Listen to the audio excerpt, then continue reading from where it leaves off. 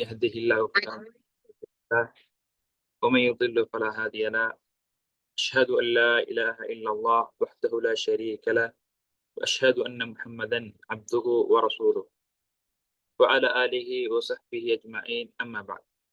கண்ணியத்துக்குரிய எல்லாம் அல்ல அல்லாஹ் நல்லடியார்களே, அருமைக்குரியவர்களே, தொடராக வார வாரம் பார்த்து வருகிற ஜும்ஆ உரையின் தமிழாக்க இன்றைய நிகழ்ச்சியினூடாக சென்ற வாரம் புனித மஸ்ஜித் நபவியில் இடம்பெற்ற குத்பா உரையின் தமிழாக்கத்தை பார்க்க இருக்கிறோம்.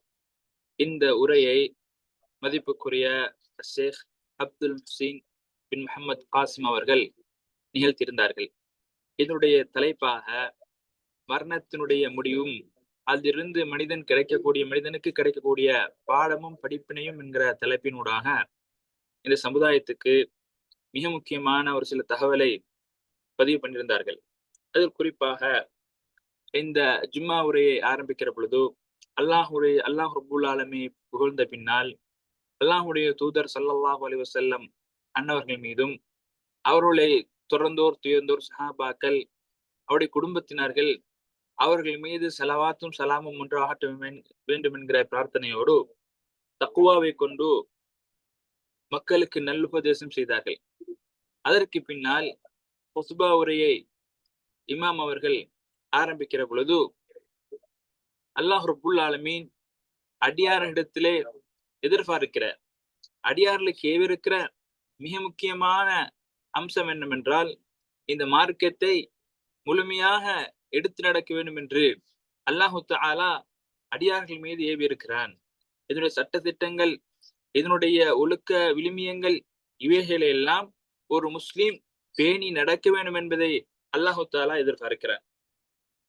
இதில் மிக முக்கியமான ஒரு அம்சம், மிக முக்கியமான பகுதி என்னவென்று சொன்னால், இஸ்லாத்துடைய அதாவது அர்கானுல் ஈமான் என்று சொல்லக்கூடிய 6 ஈமான்களையும், அதாவது ஈமான் கொள்ள வேண்டிய 6 அம்சங்களையும் ஒரு மனிதன் அதை உண்மைப்படுத்தி அதை ஏற்றுக்கொள்வது இதில் பிரதான அம்சமாக இருக்கிறது. எண்ணித்துக்குரியவர்களே, இந்த அர்கானுல் ஈமான் என்று சொல்லக்கூடிய 6 ஈமானிய தூண்களில் மிக முக்கியமான ஒரு பகுதிதான் அல் ஈமானு பில் யௌமில் ஆகிர், மறுமை நாளை கொண்டு ஈமான் கொள்வதாகும்.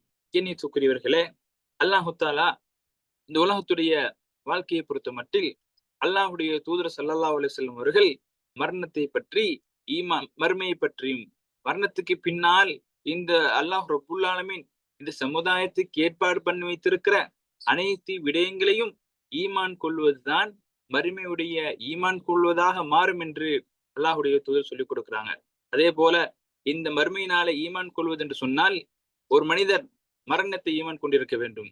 மரணத்துக்கு பின்னால் கபருடைய வாழ்க்கை இருக்கிறது, அதில் நல்லறங்கள் இருக்கிறது, அதில் இன்பம் இருக்கிறது, அதில் தண்டனை இருக்கிறது. அதே போன்று கபருடைய வாழ்க்கைக்கு பின்னால் அல்லாஹு தஆலா இந்த ஒட்டுமொத்த சமுதாயத்தையும் எழுப்ப இருக்கிறான். அங்கு கேள்வி கணக்கு இருக்கிறது. இவைகள் எல்லாம் சேர்த்து ஒரு மனிதன் நம்பிக்கை கொள்ள வேண்டும். இந்த நம்பிக்கைக்குத்தான் மறுமையினால் பற்றியான நம்பிக்கை என்று சொல்லப்படுகிறது. எண்ணித்துக்குரியவர்களே, இந்த வாழ்க்கையுடைய அதாவது மறுமை என்கிற அந்த வாழ்க்கைக்கு செல்வதற்கு முதலாவது படித்தரம், முதலாவது பகுதி என்னவென்று சொன்னால் அதுதான் ஒரு மனிதனுக்கு மரணத்துடைய அந்த நேரம் வருவது. அல்லாஹ் தஆலா ஒவ்வொரு மனிதனுக்கும் நிர்ணயித்திருக்கிற அஜல் என்று சொல்லக்கூடிய மரணத்துடைய அந்த நேரம் வருவதுதான் முதலாவது படித்தரம். இதுதான் முதலாவது கட்டமாக இருக்கிறது என்று இஸ்லாமிய மார்க்கம் நமக்கு சொல்லக்கூடியதாக இருக்கிறது. கண்ணியத்துக்குரியவர்களே, இப்படி ஒரு மனிதனுக்கு அவனுடைய அஜல், அவனுடைய அந்த இறுதி முடிவு நேரம் வந்து விட்டால் வானத்திலிருந்து மலக்குமார்கள் அவனிடத்தில் இறங்குகின்றார்கள். இந்த மலக்குமார்களை பற்றி அல்லாஹுடைய தூதர் சொல்லி காட்டுகிற பொழுது அவருடைய பிரகாசமான முகத்தோடு வருவார்கள். எந்த அளவுக்கு பிரகாசம் என்று சொன்னால் சூரியனுடைய வெளிச்சம் அந்த அளவுக்கு பிரகாசத்தோடும் வெண்மையோடும் இருக்கும் என்று அல்லாஹுடைய தூதர் சொல்லி காட்டுறாங்க. அதே நேரத்தில் அவர்கள் வருகிற பொழுது அவர்களோடு சேர்த்து சொர்க்கத்திலிருந்து கஃபன் புடவையும் எடுத்துக்கொண்டு வருவார்கள். அந்த கஃனிலே நறுமணம், சொர்க்கத்துடைய வாசனை நறுமணம் பூசப்பட்டிருக்கும். அப்படியான கஃன் புடவை எடுத்துக்கொண்டு வந்து அவர் அந்த யாருடைய உயிரை எடுக்க போகிறாரோ அந்த மனிதர்களிடத்திலே அமர்வார்கள். அந்த மனிதர் பார்க்கின்ற அளவிற்கு நெருக்கமாக அந்த மனிதனிடத்திலே இந்த மலக்குமார்கள் அமர்ந்து உட்கார்ந்து கொள்வார்கள். இப்படி உட்காருகிற பொழுது கண்ணியத்துக்குரியவர்களே, மலக்குல் மௌத், அதாவது உயிரை கைப்பற்றுவதற்காக நிர்ணயிக்கப்பட்டிருக்கிற அந்த மலக்கும் வந்து அமர்ந்து என்ன சொல்வார் தெரியுமா? நல்ல ஆத்மாவே, பரிசுத்தமான ஆத்மாவே, அல்லாஹுடைய பாவ மன்னிப்பின் பக்கமும் அல்லாஹுடைய திருப்பொருத்தத்தின் பக்கமும் வெளியாகிவிடு என்று அந்த உயிரை இலகுவாக கைப்பற்றுவார்.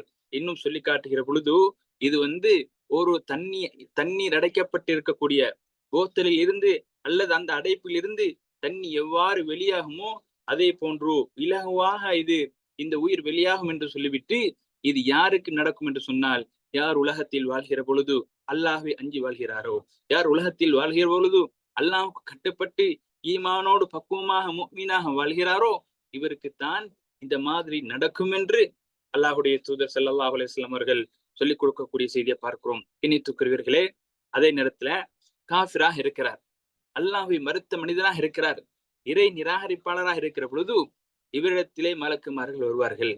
இவருடைய முகங்கள் எல்லாம் கருப்பான பயங்கரமான தோற்றம் கொண்டதாக இருக்கும். இவர்கள் வருகிற பொழுது கம்பளி புடவையான மிக இரும்பிலான கம்பளி புடவை அந்த மாதிரி ஒரு இதை கொண்டு வருவார்கள். இவர்களுக்கு, அதாவது அந்த காஃபிருக்கு முன்னால், அந்த இறை நிராகரிப்புக்கு முன்னால் அவருடைய பார்வை எற்றுகின்றவள் அவர் பார்க்கக்கூடிய அளவில் அவரிடத்தில் உட்கார்வார்கள், அமர்ந்திருப்பார்கள். அமர்ந்து அவரிடத்தில் சொல்லுவார்கள், கெட்ட ஆத்மாவே, அல்லாஹுடைய சாஃபத்தின் பக்கமும் அல்லாஹுடைய கோபத்தின் பக்கமும் நீ இந்த ஊடலை விட்டு வெளியாகிவிடு என்று கட்டளையாக சொல்லுவார்கள். கண்ணியத்துக்குரியவர்களே, சொன்னால் அந்த உயிர் எந்த அளவுக்கு கஷ்டத்தோடு எந்த அளவுக்கு துன்பத்தோடும் வெளியாகும் என்று சொன்னால், இரும்பிலாலான கொக்கைகளை கொண்ட ஒரு இரும்பு கம்பளியில் எப்படி சூழ்ந்து அதை எடுப்பதற்கு கஷ்டப்படுவோமோ அதே போன்று கஷ்டத்தோடும் மிக கடுமையான வேதனையோடும் இந்த உயிர் பிரியும் என்று சொல்லக்கூடிய செய்தியை அஹ்மத் என்கிற நபிகள் தொகுப்பில் எங்களுக்கு பார்க்கக்கூடியதாக இருக்கிறது. கண்ணியத்துக்குரியவர்களே, அல்லாஹ் நல்லடியார்களே, இன்னும் புரிந்து கொள்ள வேண்டும் என்று சொன்னால், இந்த உலகத்துடைய வாழ்க்கையில் மலக்குல் மௌத் உயிரை கைப்பற்றக்கூடிய அந்த மலக்கு உயிரை உடலில் இருந்து கைப்பற்றுகிற பொழுது ஒரு முஃமின், அல்லாஹ் கட்டுப்பட்ட ஒரு மனிதர் இருக்காரே, உலகத்துடைய சோதனையிலிருந்து அவர் நிம்மதி அடைகிறார், உலகத்துடைய கஷ்டத்திலிருந்து அல்லாஹுடைய ரஹ்மத்தின் பக்கம் செல்கிறார். ஆனால் கெட்ட மனிதர், பாவியாக வாழ்ந்த மனிதர், இவர்களை பொறுத்தமட்டில் இந்த கெட்ட மனிதருடைய கஷ்டத்தில் துன்பத்திலும் இருந்து உலகத்துடைய அடியார்கள் நிம்மதி அடைகிறார்கள், உலகத்துடைய படைப்பினங்கள் நிம்மதி அடைகிறது என்று அல்லாஹுடைய தூதர் சொல்லிக் கொடுக்கிற செய்தியை பார்க்கிறோம். எனவே கண்ணியத்துக்குரியவர்களே, ஒரு மனிதனுடைய வாழ்க்கையை பொறுத்தமட்டில் இந்த கபருடைய வாழ்க்கை அல்லது இந்த உலகத்துடைய வாழ்க்கை என்று சொன்னால் மறுமையுடைய வாழ்க்கை என்று சொல்கிற பொழுது, ஒரு மனிதன் மரணத்துடைய ஆரம்பம் அவன் மிக ஒரு பெரிய ஒரு வாழ்க்கை, இந்த உலகத்தை விட மிக நீண்ட வாழ்க்கைக்கு மனிதன் தயாராகிறான், அங்கு செல்கின்றான்.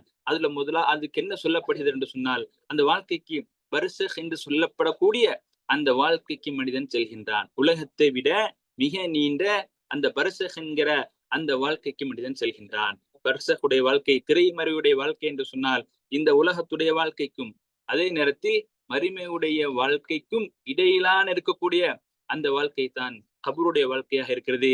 அதில் அல்லாஹ் ரப்புல் ஆலமீன் மனிதர்களுக்கு கொடுக்கக்கூடிய வீடுதான் கபருடைய இல்லமாக இருக்கிறது.